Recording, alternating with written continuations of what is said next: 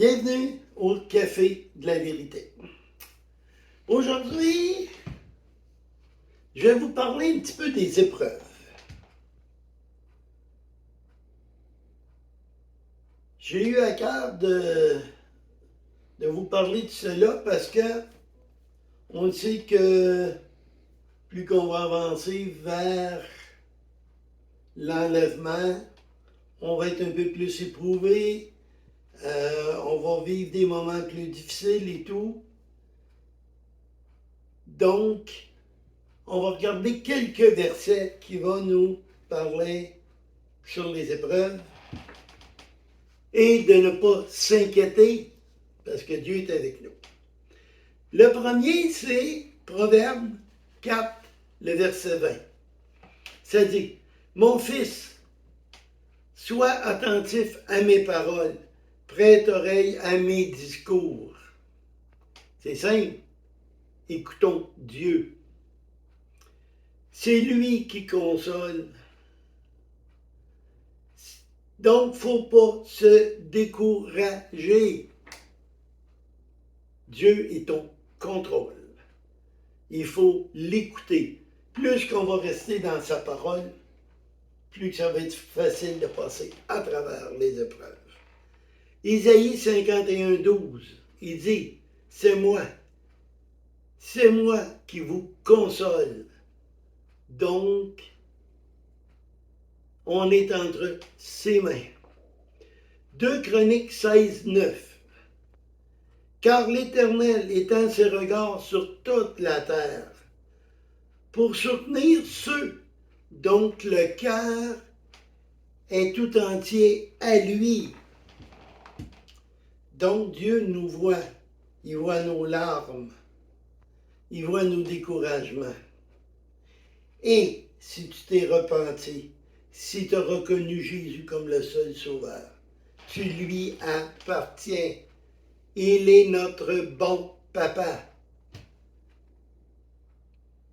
Dans Proverbe 15, 3, ça dit, « Les yeux de l'Éternel sont en tout lieu, observant les méchants et les bons. » Ça m'a fait penser à l'enseignement de Yvon la semaine passée, où il disait qu'on ne peut pas jouer à la cachette. On ne peut pas jouer à la cachette. Dieu nous voit partout. Il voit même dans le profond de nous, dans notre cœur. Il voit si on est sincère ou pas. Isaïe 43, 4. Parce que tu as du prix à ses yeux, parce que tu es honoré et que je t'aime. Donc, Dieu vient nous dire qu'on a un prix tellement élevé pour lui qu'on n'a pas de prix. On est à ses yeux plus qu'une perle. Il veut qu'on vive de son amour parce qu'il nous aime. Isaïe 55, 8. Car mes pensées ne sont pas vos pensées, mes voix ne sont pas, vos voix ne sont pas mes voix, dit l'Éternel. Autant que les cieux sont élevés de la terre, autant que mes voix sont élevées au-dessus de vos voix, et mes pensées au-dessus de vos pensées. Donc les voix du Seigneur sont grandes. Il ne faut pas placer un voile entre nous et lui. Il faut l'écouter, il faut le prier, il faut parler avec pour savoir ce qu'il veut. Quand on a une épreuve, normalement, c'est parce qu'il y a de quoi nous faire comprendre. Il y a de quoi qui veut nous faire grandir. Quand Petit est décédé, quand mon épouse est décédée, oh, quelle épreuve! Mais à un moment donné, dans toute cette épreuve, maintenant je dis merci Seigneur parce que tu m'as fait vraiment grandir. Donc, souvent, nos épreuves sont là pour que nous, on augmente notre foi, qu'on apprenne à lui faire confiance. 2 Corinthiens 4, 17.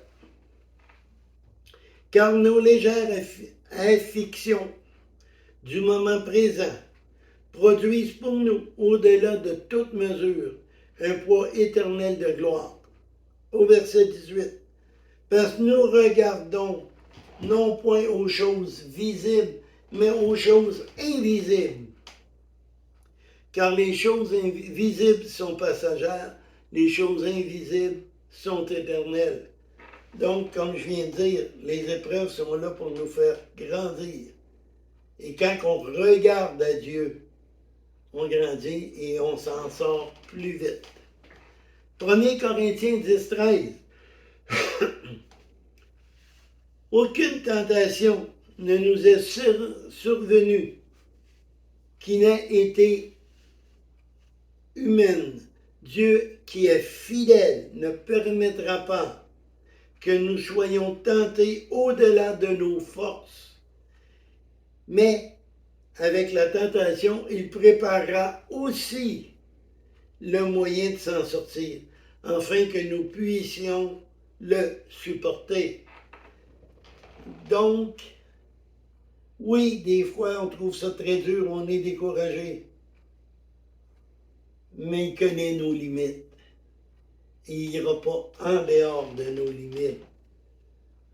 On se décourage, mais n'oublions pas qu'il veille sur nous. Qu'il va nous donner la force qu'il faut pour passer à travers l'épreuve.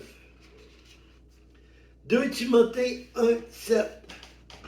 Car ce n'est pas par un esprit de timidité qu'il nous a donné, mais un esprit de force, d'amour, de sagesse. Donc, plus qu'on va marcher avec l'Esprit Saint, plus qu'on va marcher avec l'Esprit de Dieu,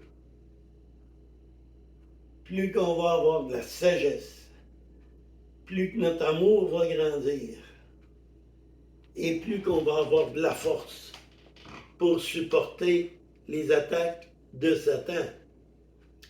Donc, il faut courir à tous les jours, puis il va nous restaurer, nous fortifier. Satan, lui, veut nous décourager. Il ne faut pas l'écouter.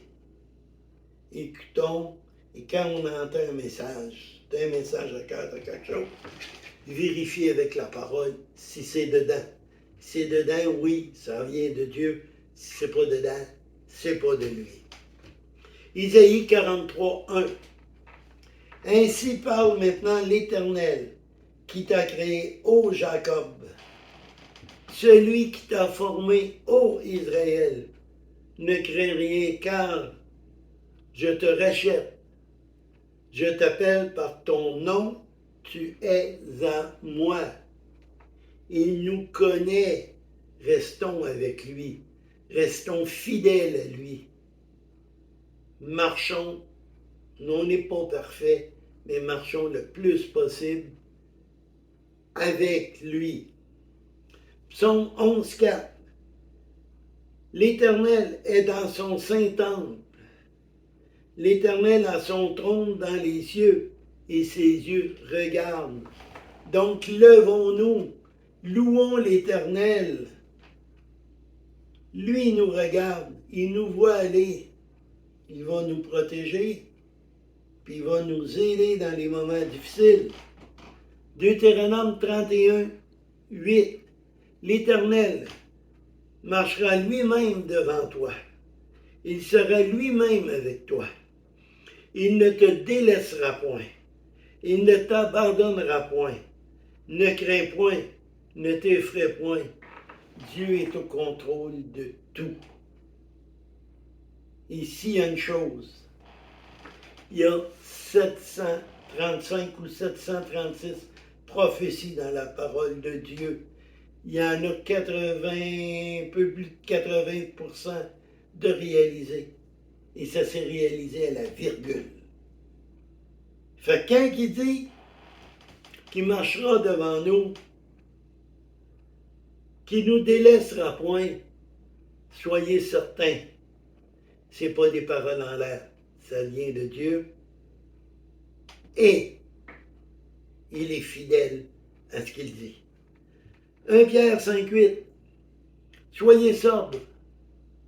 Veillez, votre adversaire, le diable, rôde comme un lion rugissant, cherchant qui il dévorera. Satan vous veut en enfer. Satan veut que les hommes rejettent Jésus et qu'ils aillent avec lui. Il sait qu'il va être en enfer pour l'éternité. Il veut vous là.